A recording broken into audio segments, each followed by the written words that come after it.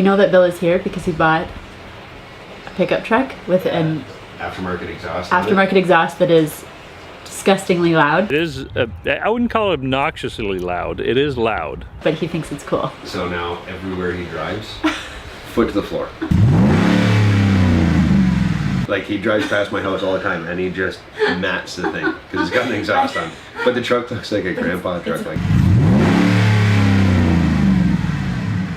Nothing wrong with that. We have a performance shop. We should have loud stuff.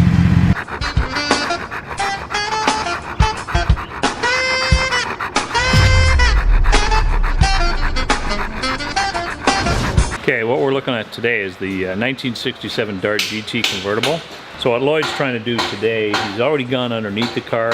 We found some frame issues with it, so what we're doing is we're making up some panels to cover up the frame, re-weld those, stabilize it a bit. Nothing real bad, just cosmetic and a little bit of structure. Yeah, took all the rear end apart, took the center section out of it, checked the gear. This does have a posi in it.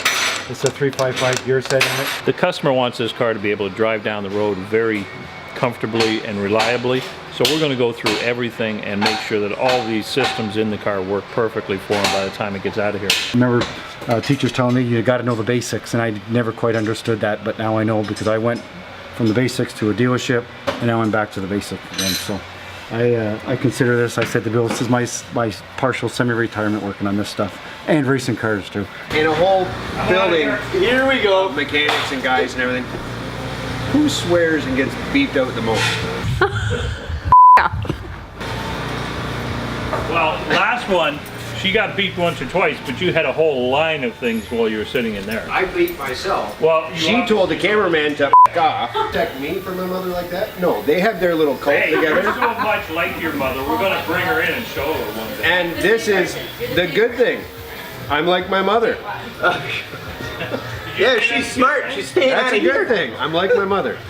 I haven't even got inside yet. I'm gonna get the mint. Hold on. You're gonna get the mint? Really? Don't set down your coffee or anything. Don't like really get into it. Here, I'll eat. Shattered. Mint delivered. That's like hopes and dreams shattered. Do you see what you do to us? You shatter our dreams. But you know, I'll eat it anyway. I'm sure there's been a lot dirtier things in his mouth. Okay, this one's come back to us now. The customer has had it, drove it, and found that it was an extremely powerful street motor. And although that's pretty enjoyable, it's not really a good street motor to cruise in when you want to. So we've got it back. We've talked to the people at Roush. Roush is putting together a very broad range motor for us that will take us from, you know, cruising on the streets to taking it to the road course or the racetrack, and then back to cruising on the streets or up to the cottage. You want to be able to just drive it more and more and more, and when it's just ready to race all the time, it's almost too much. So getting it back to a real good all-around driver is really the goal here today. And within a week or so, when we get the motor from Roush, we'll be there. This is our 68 Mustang fastback with the carbon fiber, and we've done all the little special touches to it. Probably the last time you saw it, it looked more complete than it does today. The area that we've had to focus on was the dash. And now what we've got going on today is Tim is actually putting in a vinyl wrap on the dash. Right now I'm making a panel that covers the bottom of the steering wheel. This is Dazzle. Razzle dazzle. Razzle Dazzle. Yeah.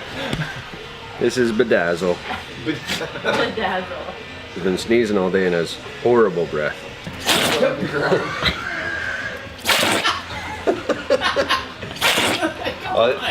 Okay, you good? One spot on the floor from her nose. Come on, sweetie. Come on, back to sleep. You see her? Dazzle. It's Xcentrick Doggy Daycare. Back on Obsessive, and as we can see now, everything's really starting to come together. The front end is pretty much done on the car right now. We're just waiting on a couple more pieces, but all the lights are in. The custom-made turn signals are in. The hood's back on. This kind of gives you an indication of how this hood will work. It opens from the back up, which is obviously backwards to any current Mustang. Some more uniqueness to the car is we've added in, like on a modern Mustang, these 3 sections here, which are actually the blinkers for the car. So that will light up in an orange blinker, and if Jeff does his job correctly, it may even go sequentially, like you'll see on the new 2015-17 Mustang. So that's pretty cool. The front part that shows the Shelby section is now, the grille is in, the headlights are on the shelf, getting ready to go in. We've added in now, we've talked a lot about the carbon fiber pieces that will finish covering up the center section of the motor, so they're finished carbon fiber. Instead of buying a start-stop module, made our own out of thin air.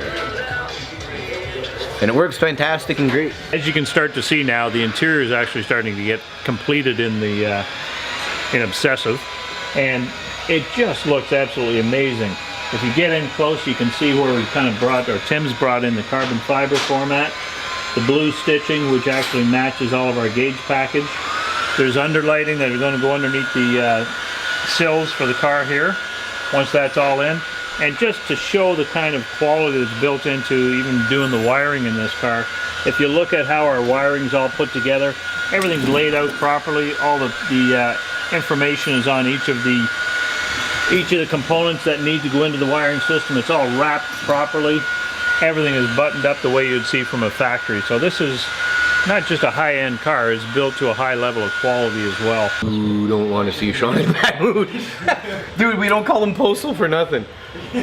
Like, seriously, if that guy ever comes in with like a mail suit on and like a mail bag, I'm running for my life. They're afraid I'm gonna snap, come in one day with a shotgun or something, I don't know. They just, I'm the quiet person, so they figure out just one of these days I'm just gonna lose it. You push him, and it'll come out. I do it to him all the time. We'll be sitting here working, I'm doing my thing, he's doing his. What the hell? Ah! Stop hurting yourself, Sean. Oh, and tell him to stop yelling at you. Tell him to stop yelling at you, and it gets him going. I never yell at you. Now you're lying to yourself. You yell at me all the time. You'd know if I was yelling. Yeah. You see what I mean? You see it coming out right there?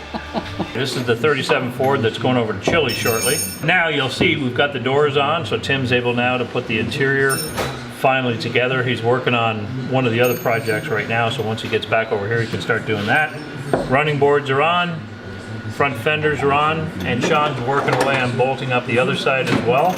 A lot of bigger projects are finally coming to the final end of it. Everything's all being painted and put together, and it's kind of an exciting moment, because I said we've all been looking forward to getting some of these bigger jobs out of the shop and move on to some fresh projects, and things are going good. This is our customer Joe's 79 Firebird that were turned into a 70 clone. These old style door handles, a lot of people just don't like them, so these have come off the car, and what we're going to replace them with is a set from Ken Diggett Design, which are really cool.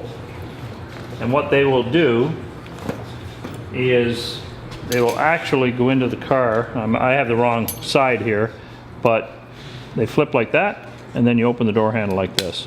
So there's a lot of work in getting all this put into the car. It has to be, the whole door handle section has to be cut out, filled back in. This pattern has to be put into it, and this all has to be welded in, connected in the back, and then away you go. Look, man, I got paint stains from leaning against the wall. I got resin on my pants that will never come off. I got one. Paint's white, you go and talk to Keith, and it's like, why didn't you These tell are me? my nicer pair. So these ones don't have the resin, but the other ones have resins on them. I got one uniform. There's a white mark here and right here. There must have been a door frame. But we get caught, right? Not a painter, get paint and paint. Yeah, well, you like leaning a bit. I see some As long as I got coffee, it's all good. This car, as you saw a couple of weeks ago, was sitting on a rolling chassis. We've now taken it off that chassis because we found that there was a lot of rust in the chassis. We're going to have to do a lot of repairs. Unfortunately, it's more severe than we thought. The question then is it cheaper or faster to replace the chassis rather than repair it? Yeah, it's faster to replace it, but it's not cheaper. We have, for example, areas back here where we've got holes. We're going to sandblast this whole chassis. We're going to try and find out just how much is really bad on it, and once we get to that point, then we'll put a plan of attack together as to how much patchwork we can do that makes it a good sturdy chassis to put together. The doors, for all of you who might be wondering about that, still open and closed perfectly. So this is a real solid car to work with. If I'd opened this and it didn't want to close right, then we know we've got some other issues in the car. But this one, we've inspected it, it looks pretty good. We're really happy with that kind of closure. We have to fix up all the mismatches, but that's okay. That's part of doing this work anyways. Okay, we've got a 1970 Plymouth Duster. What we've been asked to do with this, we had it in last year, we did some wiring on it, got that a little bit more reliable for the customer, got all the lights working, things like that. This spring, he's just dropped it off for us to do brakes, it needed a set of tires, but it's more or less one of these spring tune-up things that we do for a lot of our clients. Bring them in, check the car out, make sure nothing's going to fall off of it, go through, find anything that may be wrong with it. That's how we found the front brake problem, and get it back to them so they can enjoy it for the summer. Do you think he is more trustworthy and tells the truth more often than I do? Fuck yeah, right. Yeah. Yeah. What? You but I see you as more like a boss though. Because but you're telling me I lied to you. Yeah. And you don't trust me that's at what all. bosses do. I'm getting what? Get back to work, Jeff. What in mouth? Swear up. Look, I'm gonna rip it. Look at it. I'm ready to.